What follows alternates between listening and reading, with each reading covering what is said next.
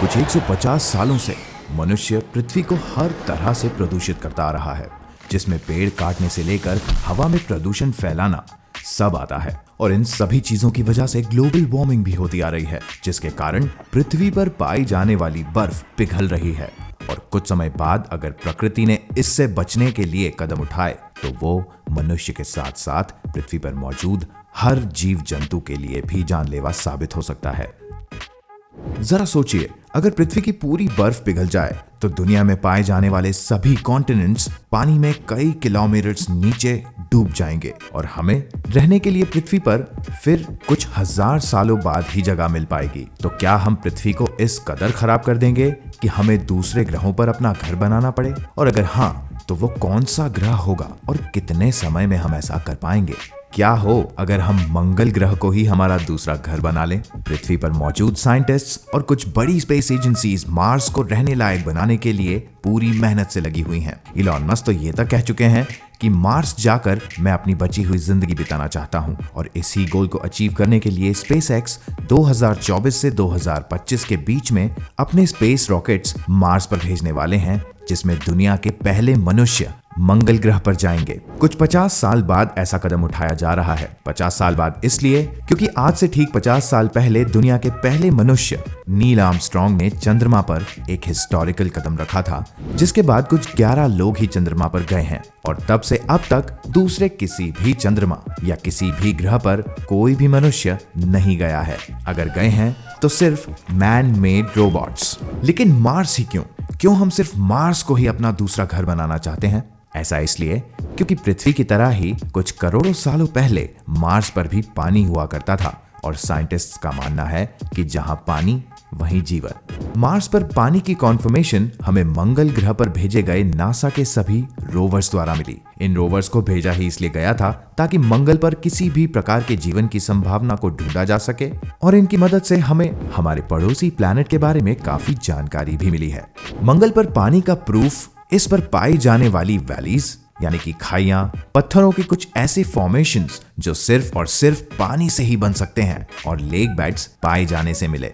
लेकिन कुछ करोड़ों सालों पहले मंगल का पूरा पानी सूख चुका था और उसकी वजह से मंगल का एटमॉस्फेयर, जो कि पहले पृथ्वी की तरह ही हुआ करता था, अब वो कमजोर हो चुका है, जिसके साथ उसमें ऑक्सीजन बिल्कुल भी नहीं बची। तो मंगल को रहने लायक बनाने के लिए क्या किया जा सकता है? इसका जवाब हमारे पास मौजूद है, टेराफॉर्मिंग। वैसे तो ये किसी साई-फाई मूवी के साइंस फिक्शन की तरह साउंड करता है, लेकिन टेराफॉर्मिंग एक ऐसा प्रोसेस है जिसकी मदद से किसी भी सोलर सिस्टम की हैबिटेबल जोन या गोल्डी लॉक जोन में पाए जाने वाले ग्रह को रहने योग्य अगर कुछ हजार नहीं तो कम से कम 100 वर्षों में बनाया जा सकता है। और हमारा पहला टेराफॉर्म प्लैनेट मार्स होने वाला है। तो टेराफॉर्मिंग को अंजाम कैसे दिया जा सकता है? इसका जवाब भी बड़ा आसान है। मार्स पर वो सभी चीजें रॉ फॉर्म में मौजूद हैं जिनका इस्तेमाल करके मार्स को टेराफॉर्म किया जा सकता है।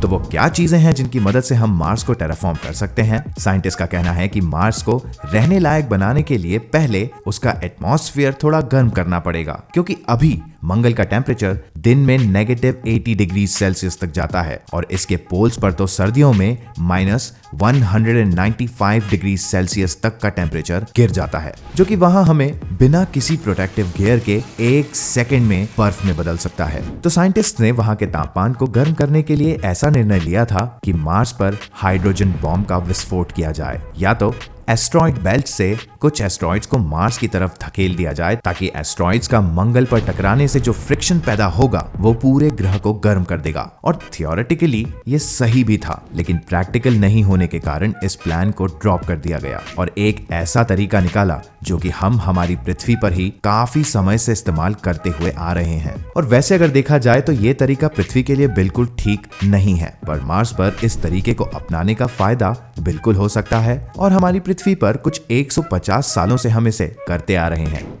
Global warming. जी हाँ, पृथ्वी पर हम जितना भी ग्लोबल वार्मिंग को प्रिवेंट करना चाहें वो प्रिवेंट हो नहीं रहा है, लेकिन मंगल पर यह पूरी तरह कारगर है। ग्लोबल वार्मिंग एक ऐसा रिएक्शन है जिसकी वजह से हमारी पृथ्वी की सभी आइस कैप्स पिघल सकती हैं और यहाँ हर देश, हर कॉन्टिनेंट पर बाढ़ आ सकती है।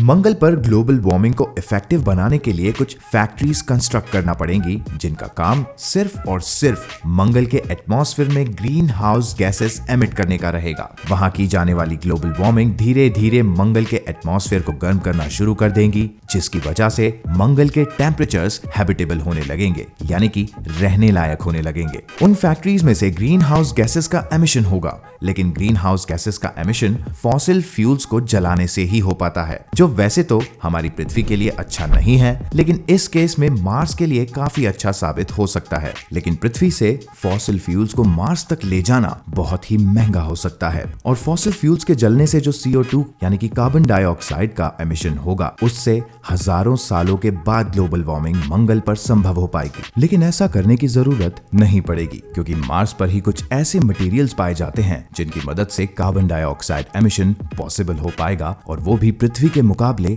10 गुना ज्यादा होगा। ऐसा करने से मार्स का टेम्परेचर इतना बढ़ जाएगा कि उसके साउथ और नॉर्थ पोल्स पर पाई जाने वाली ड्राई आइस, जो कि कार्बन डाइऑक्साइड का ठंडा जमा हुआ फॉर्म होता है, वो और वाटर आइस इवेपोरेट होने लगेंगी और 1 साल तक ये गैसेस इवेपोरेट होकर मार्स के थिन एटमॉस्फेयर में ही ट्रैप हो जाएंगी। वाटर आइस के मेल्ट होने से मार्स के एटमॉस्फेयर में वाटर वेपर बनने लगेंगे और यही वाटर वेपर्स एक पोटेंट ग्रीन हाउस गैस है जिससे हमारी पृथ्वी पर भी बारिश हो पाती है। ऐसा होने से मार्स का एटमॉस्फेयर जो अभी हल्का और लाइट है, वो धीरे धीरे थिक होने लगेगा और उसकी मदद से और ज्यादा वार्म होगा, जिससे वो और ज्यादा थिक होने लगेगा और ये साइकिल चलती जाएगी। मार्स को वार्म करने वाली ये सभी गैसेस धरती पर पाई जाने वाली ग्रीन हाउस गैसेस से 10 गुना ज्यादा ताकतवर होंगी और पृथ्वी के मुकाबले ज्यादा कारगर भी। धीरे धीरे जब मंगल ग्रह की पूरी आइस मेल्ट हो जाएगी तो मार्स के गर्म रहने की वजह से वो दोबारा आइस में तब्दील नहीं हो पाएंगी और वहां पर लिक्विड फॉर्म में रहेंगी, यानी कि मार्स पर पानी होगा और किसी भी गर्म जगह पर अगर पानी पाया जाता है तो वहां का क्लाइमेट ह्यूमिड हो जाता है। ऐसा तब संभव होगा जब इवेपोरेटेड आइस बारिश के रूप में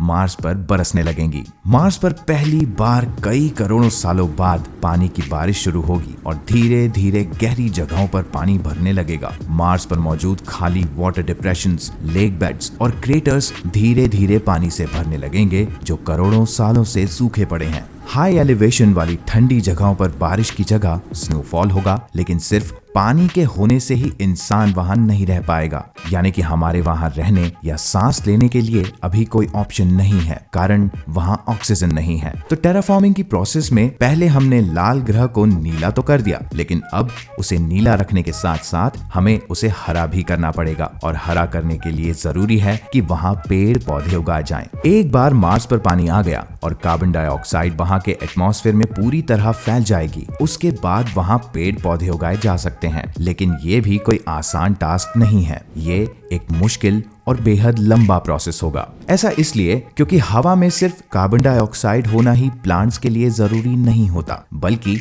वहां पाया जाने वाला सॉइल यानी कि वहां की मिट्टी भी उतनी ही इंपॉर्टेंट होती है जितनी इंपॉर्टेंट कार्बन डाइऑक्साइड। वहां की मिट्टी में कुछ जरूरी न्यूट्रिएंट्स और नाइट्रोजन होना भी जरूरी है और उसी के साथ साथ वहां पर माइक्रोब्स का होना भी उतना ही इंपॉर्टेंट है। माइक्रोब्स का काम सॉइल में मौजूद नाइट्रोजन और मिनरल्स को ब्रेक करके हवा में ऑक्सीजन छोड़ने का होता है और अगर मार्स पर इस तरह के माइक्रोब्स पाए जाएं तो ऑक्सीजन बनाना थोड़ा आसान किया जा सकता है, क्योंकि ये माइक्रो ऑर्गेनिजम्स जब गर्म और ह्यूमिड जगह पर रहते हैं तो उसके साथ ये एनवायरनमेंट में ऑक्सीजन छोड़ने का काम करते हैं और इनके साथ आती है मॉस यानी कि काई।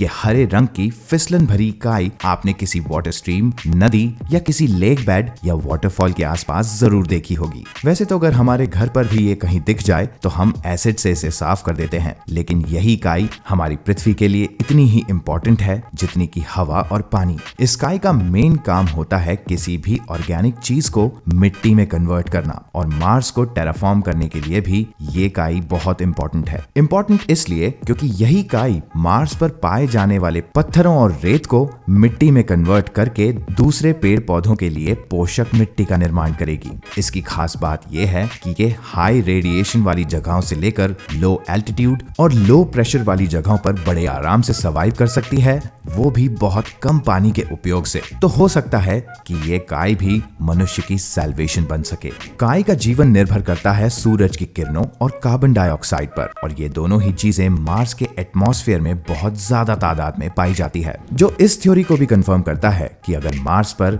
कम पानी के साथ मॉस लगाई जाए तो आने वाले कुछ 100 वर्षों में यही काई मार्स की जमीन को मिट्टी में बदलकर एटमॉस्फेयर को फोटोसिंथेसाइज भी करेगी। काई के साथ ही हमारे घर के गार्डन्स में पाई जाने वाली घास भी काफी कारगर चीज है। किसी भी जगह को लाइफ लाइक बनाने के साथ साथ ये घास उग कर जब सूख जाती है तो इसका मरना वेस्ट नहीं होता, क्योंकि जब ये घास सूख कर खत्म हो जाती है तो ये उस ही जमीन में पाई जाने वाली मिट्टी को और ज्यादा पोटेंट बना देती है, जिसकी मदद से दूसरे पेड़ पौधों को जमीन से पोषक तत्व मिलते हैं। और मार्स को टेराफॉर्म करने में पेड़ पौधे भी एक बड़ा रोल अदा करते हैं, क्योंकि ये फोटोसिंथेसिस की प्रोसेस से पूरे मार्स के एटमॉस्फेयर को ऑक्सीजन रिच कर सकते हैं। यही पेड़ पौधे एक तरह से दूसरे लाइफ फॉर्म्स के सर्वाइवल के इंजन्स होते हैं, और इन्हीं की वजह से पृथ्वी पर भी हमारे साथ साथ दूसरे जीव और पशु पक्षी सांस ले सकते हैं। धीरे धीरे ये काई, घास और पेड़ पौधे मार्स के एटमॉस्फेयर को इतना सक्षम बना देंगी कि मार्स भी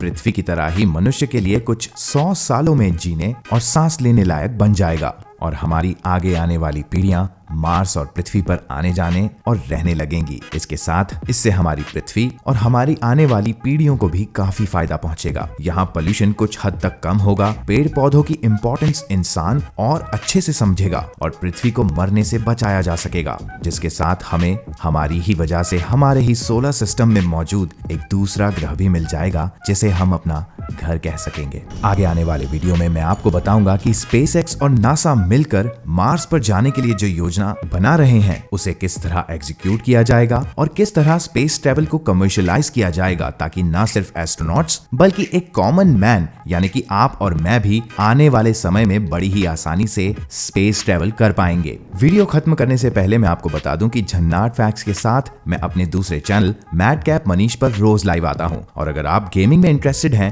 या मुझसे लाइव चैट करना चाहते हैं तो आप उस चैनल को जरूर सब्सक्राइब करें। हर 500 सब्सक्राइबर्स होने पर मैं मैडकैप मनीष पर Skullcandy earphones give away करूंगा। अगर आपको ये वीडियो पसंद आया हो तो इसे लाइक और शेयर करें, और झन्नाट फैक्ट्स को सब्सक्राइब करके बेल आइकन दबाकर ऑल नोटिफिकेशंस पर क्लिक करना बिल्कुल ना भूलें। Good bye.